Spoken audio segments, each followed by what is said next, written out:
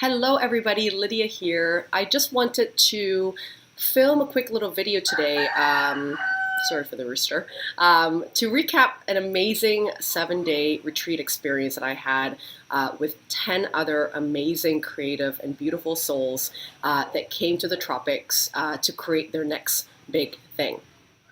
So in case you guys are sort of wondering what this retreat is about, we basically incubate for 7 days together.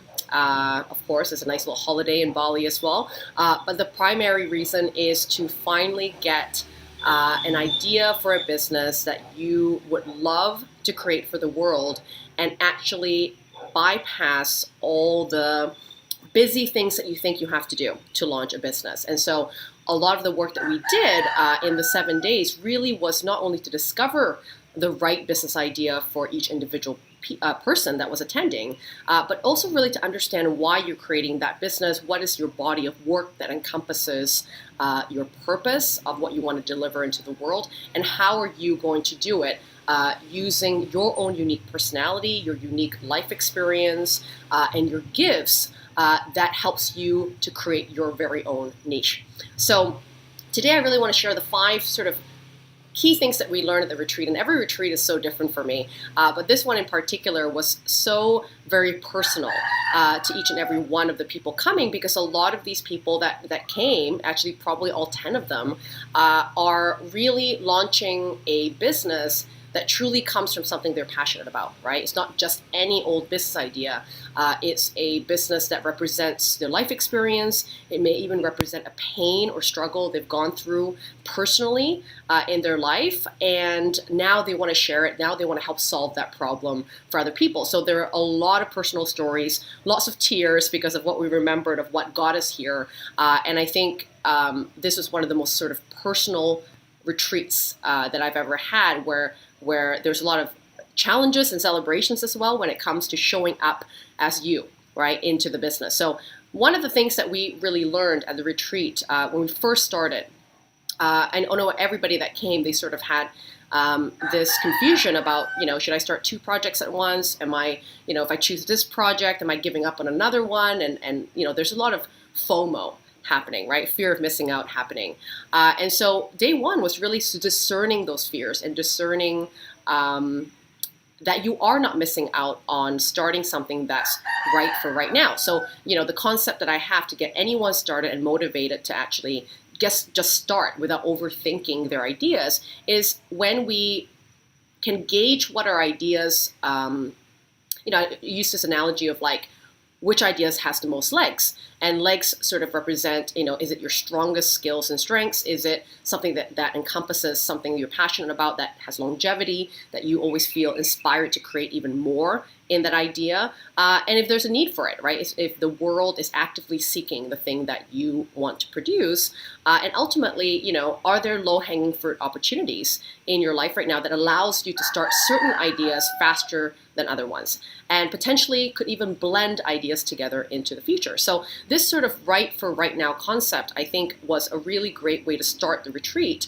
in order to allow people to pick an idea that they feel good about, and also know that in terms of timing and when the other ones can activate, they can still get to other ideas and potentially even form a bigger brand with those ideas. But starting today and starting now with the right idea that's right for right now is going to allow them to make the moves right now without waiting to be perfect.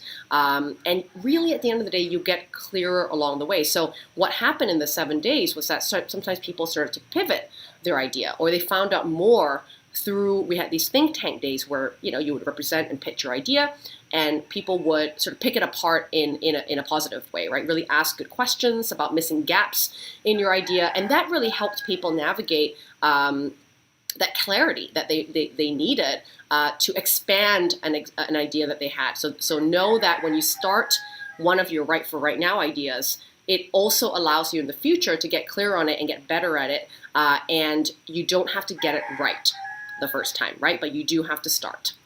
So the second thing that we then worked on, which I think was really powerful for the group, is really understanding what to focus on so that you're not overwhelmed with all the things to do. I definitely made that mistake when I was first starting out, because you look at other people's businesses and these guys are like 5 years, 10 years ahead of you. And it's very tempting to get yourself where you think you have to be because you're judging your stage based on your competitors or what you might see out there of other people potentially doing the work that you're doing. And that's a huge mistake because you can't really go from grade 1 to grade 5, right? Like, so sort of like year 1 to year 5, all these people have sort of started somewhere and they've grown into the brand that they now have, and that's what you're looking at on the internet. But where you're at, very likely, if you're starting out, really is more holistic in the approach rather than strategic and business stuff to start with, right? So the 3 stages of business that we talked about was stage 1 really is your foundations. That if you don't get that right the first time, your marketing, none of the Facebook ad strategies or anything that you think you have to do will help you, right? Foundations are sort of, like when you build a house, you sort of need to survey the land, build the frame of the house, and then you decorate, right? That's the marketing, that's the sexy branding and all that stuff. But really first we need to know that you have a sturdy house, right? And that land that house sits on. And that really is true for your business as well. And your foundations are things like, the purpose and why of starting the thing that you want to do. Really understanding which skills you bring to the table, which strengths that you bring to the table. That is, almost the pillars of what your house is built on. People expect this from you. They rely on you for this. And you feel really genuine expressing yourself in this way, right? All the opinions, the perspectives that you have, that's all in your foundations. It also affects your message. Your foundation is your message. What is that higher level vision that you have about your work? When your work can be done into the world, when your work can help people, what happens globally? What message are you trying to convey with doing the work that you do, so that is part and parcel of the experience that people have with you. And if they believe in your message, they're very likely going to inquire more about how you can help them. The foundation process is also knowing what to offer to sell, right? So knowing everything about your customer, understanding who is your ideal customer, what their needs are, what are the problems you can solve for them, how would you solve those problems, and create almost a bit like a process, and that can lead you to what should you offer to sell, whether it's a service or a product. This is what we need to get clear on stage 1, your foundations. And then stage 2 really is testing and validation. This is when people could beta test. We talked a lot about beta testing, which blew people's minds because people don't think about this step, of like, hey, before you launch a website, you can actually test out your services and test out your products before you spend all that money and spend all that investment into branding or marketing before actually knowing the feedback, right? And getting testimonials really ahead of time before your website's even up, which is an amazing thing to do. And then the third stage of your business is then visibility and getting the word out, right? This is sort of when you may market, you may do more things like webinars or guest blog at certain arenas in the internet, but none of that is actually the first thing you do. And everyone jumps to stage 3 really quickly. So I think that was sort of one of the biggest things that we learned at the retreat, is to know where you are in the stages of business so that you can focus on the right actions that matter, right? That moves the next block for you or opens up the next door for you, so that you actually really know you're doing things in a logical sequence and you're not overwhelmed, right? And I'm really glad we got to work on that during the retreat. And a really cool thing is learning about the parking lot, right? You have all these ideas in the world. You want to learn how to market this way. Sometimes if it's not the right fit for the stage of business you're in, you shouldn't be working on those actions, or that's a great idea, but not for right now. I introduced the concept of a parking lot for people. So that could be a wall in your office. That could be a notebook that you have where you park all these ideas so you don't lose these ideas, but also keeping boundaries, around your time and your energy to focus on what matters to you now. And then when the timing is right, you can go back to your parking lot and see what ideas you can activate from there. And the third thing that we learned is, like I mentioned before, the foundations, right, of the business. And so mainly everybody needed to work on this at the retreat. And I really found that as people got clear on their foundations, they got more confident about their idea, right? Until you know what the purpose of your business is and that you believe in what you do, because that requires you to be the representation of your idea, other people will never believe you either. So the first person that needs to have the buy-in really for your business and the reason why you're doing it in the first place has to be you. And that brought up a lot of self-doubt and insecurity and am I good enough? to do this idea? Who am I to do this when there's other people out there doing it? So we definitely spend so much time at the retreat giving feedback to each other, really supporting each other on knowing that what we've done in our life experience is enough. What we have solved for ourselves, what we have learned in our corporate backgrounds is absolutely enough to work with other people and charge money for our gifts. And the word expertise really always trumps people because they tend to think it's sort of this traditional expertise where you have to know everything about everything, 20, 30 years in the industry to be called an expert. And so we really had to chunk that down for people, to understand that expertise just means that you are one step ahead of somebody else. You're a third grader helping a second grader how to go through second grade, right? That is the boundaries of your work. You don't have to do everything in your industry. You don't have to solve every problem for your ideal customer, but really picking your piece, picking the stages, picking the types of problems, where you start with and end with, and not do anything else that you don't feel capable to do. And that means you can get started today. You don't have to wait till you've upskilled, wait till you've been educated in this. What you are and what you have experienced, what you know, is enough today for somebody else that absolutely doesn't know what you know. So that was a huge little aha. Wow, a little coughing break. That was a huge aha moment for everybody. And so when you sort of know why you're doing it, I think you can express your story and you can express your purpose much more clearly, articulate why people need to work with someone like you. And we practiced on that quite often. We did a lot of pitching days where people really pitched their story, pitched their ideas. And I think that practice of being in a safe place to do so before going to the public world was immensely helpful to everybody who was starting out.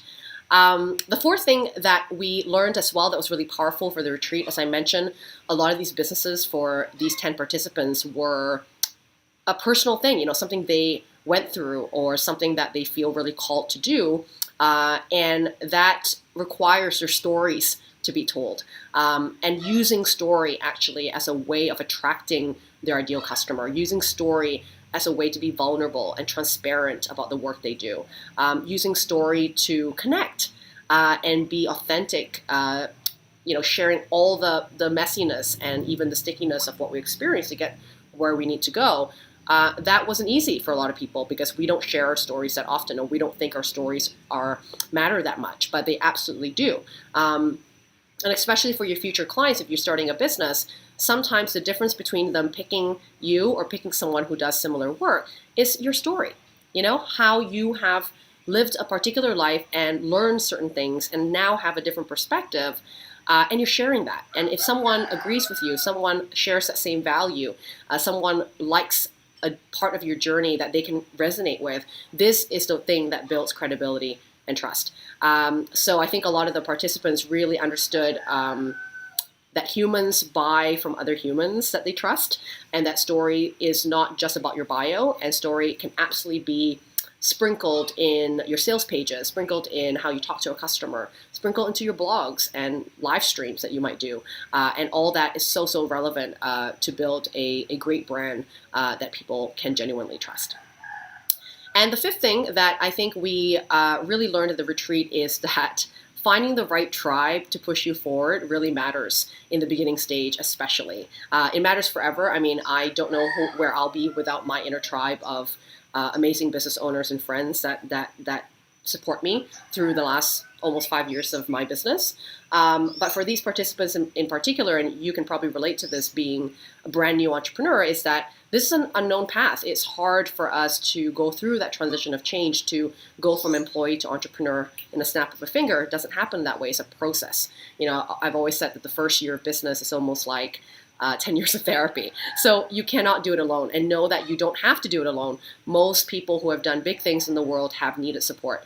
And so one of the most beautiful and magical things that I think we all experience at this retreat is to find that tribe, those like-minded people who encourage you on your crazy ideas, who empower you to be yourself in your business, and to lend a hand on a skill set or a knowledge base that you may need support on. So having those individual minds of 10 people that come from different backgrounds, we had lawyers, we had publishers, we had educators, we had designers, all sorts of people coming together to share global knowledge That was amazing, and to say, hey, I don't know how to do that part, but I can help you with that part. Could we exchange almost a service with each other to support each other? I think that was so relevant and valuable to everybody at the retreat. It also allows you to be accountable. A lot of what we worked on at the end of the retreat is a 90-day plan to launch their business and to launch their idea. And even if the plan is on paper, it still takes focus and energy to implement that plan. And so having people hold you accountable to that, getting an accountability buddy, finding this tribe of people that are going, hey, did you do that yet? Hey, you said you were going to do that last week. What's that looking like? That really does help you keep your eyes on the prize. And I think we all need that in the beginning when we could be going through self-doubt. We could be going through hitting a wall and then not being motivated to continue. We need different perspective. We need other people to sort of see the light for us sometimes because we could sort of be trapped in our own fears and, being scared of screwing it up, right? Being a perfectionist. And this happens constantly in the beginning of a business. So I think one of the most powerful things we experience at the retreat is absolutely this connection of minds and hearts that come from the same page, which makes a huge difference. I had some participants say it's so hard to talk to my own friends sometimes, even though I love them, but they just don't know what I'm doing. They just don't want the things that I want when it comes to being an entrepreneur or being more location independent. And I can't seem to get the feedback that I need, or I can't seem to get the support that I need. And that's okay, because there's other people in the world, and this is sort of part and parcel of why the retreats are such a powerful thing, to meet other people and connect with other people that can absolutely support you in your journey. I think that was probably my most favorite and most powerful thing of the retreat. So I hope that was helpful for you, because I think knowing some of these things to think about, which I think are really relevant to most of you guys watching this video as sort of startups or new entrepreneurs. Some of these foundational work is so valuable to start with that before you go into any sort of strategic business stuff. Which really at the end of the day doesn't matter if it's not the thing you want to do or how you want to do it. So really understanding who you are first in that business and bypassing some of that sort of limiting view on what you think can happen can absolutely change where your business can go when you launch it. And I myself personally really found that my next big thing, so the retreats call it your next big thing, and I started to really ease into my next big thing as well, which is really transforming the model of my coaching business to do a lot more global events, to bring people to digital nomad communities and show real life examples of what it's like to live somewhere that isn't in the Western world, but almost punching above your weight at times to be able to strategically have a more affordable lifestyle, be around people doing great things, and being able to incorporate travel, which is such an amazing self-development tool for all of us, whether we're business owners or just plain human beings. And I would love to do more of this next year and absolutely be using this as a primary way for me to connect and help more intensively, but most of all, gather an amazing tribe of people together so that you never have to be alone, no matter where you are in the world, and be connected to some amazing people doing meaningful work in the world, which I think is very important to me. So that being said, I am running another retreat. Your Next Big Thing has intake number 2 for 2017 coming up in November 12th to the 18th. And so we have currently opened up the doors for pre-registration. We only take 10 people at once. As you can imagine, this work is so intimate for people. It is personal, which requires attention and focus. It's not a paint by numbers, blueprint style sort of work. It really takes that attention of myself, my co-mentors, my speakers, as well as the group to really dig into what people need at the retreat to go from overwhelm and confusion to clarity and a plan. So if you're interested to come to Bali in November, maybe escape the rainy weather, depending where you are, probably where I'm from in Vancouver back in the day, this would be a great time to leave and be back for Christmas. It is a 7-day retreat. We are taking registrations up to 10 people, which I will basically email you if you apply, and we'll jump on a phone and make sure that you're a good fit for where you're at, and you can learn more about what we cover at the retreat. So if you're watching this video either on my YouTube channel or my pages, there should be a link available for you to find out more about the retreat and apply your registration or interest to come. And I can't wait to see you in the tropics, and we can get started in making sure to create your next year of 2018 to be the year that you do your next big thing. That's it for me. Happy Friday, and talk to you later.